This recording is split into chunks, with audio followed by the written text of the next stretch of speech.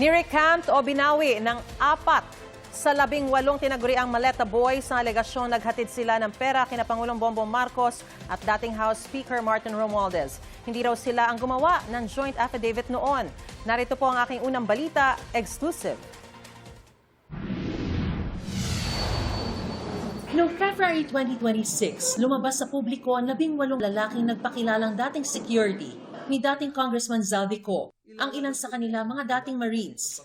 Sa kanilang affidavit, sinabi nilang naghatid umano sila ng male-maletang pera kina dating Speaker Martin Romualdez, kay Ko at maging kay Pangulong Bongbong Marcos. 4 sa kanila humarap sa akin. Ang sinabi nila sa akin, binabawi na nila ang mga nauna nilang sinabi at kwento. Gusto lang po namin mag-recount na po, ma'am, at para mabinabawi na po namin yung mga unang salaysay namin.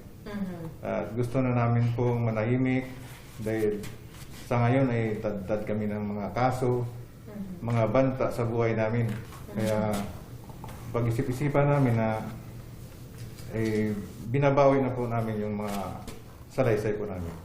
Hindi sila nagpakita ng mukha sa kamera dahil sa matinding bantaraw sa kanilang buhay. Dala nila ang tig-iisang bagong sinumpaang salaysay. Binigyan din nila kami ng kopya ng video ng panumpaan at inotaryo ang mga ito.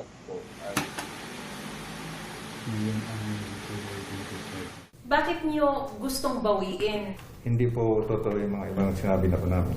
Binabawi po namin lahat yung unang salaysay na nagatid namin. At hindi totoo po yung sinasabi namin doon sa unang sinumpaang salaysay namin. Doon sa sa salaysay namin to, sa unang salaysay po. Sa affidavit. Yung hindi totoo yung sinasabi namin. Bakit niyo ngayon sinasabi na hindi totoo? Pero noon kasi pinanindigan niyo eh. Parang naguguluhan pa kami noon. Tapos ang nagawa ng affidavit namin po ay hindi kami po. Sa kanilang bagong affidavit, sinabi nilang binabawi na nila ang nauna nilang mga alegasyon laban kina Marcos, Romualdez, Ko at iba pa. Pumirma lang sila sa joint affidavit dahil sa pangakong pera. Una kasi dyan, ma'am, may mga pangako po sa amin. Tulad ng pinansyal na sinasabi nila po na pwede na po kayong hindi magtrabaho ng 2 taon. Tapos, meron pa kayong security sa pamilya niyo. Kapalit ng ano? Kapalit po sa ginawa na joint affidavit po. 3 sa humarap sa akin, pumirma ng affidavit sa Office of the Ombudsman na ginagamit ngayon sa investigasyon kay Romualdez at iba pa. Pero kwento nila, nang humarap raw sila sa Ombudsman, pinilit silang pumirma sa sinumpaang salaysay na gawa na rin daw. Tinakot daw silang sasampahan ng patong-patong na kaso.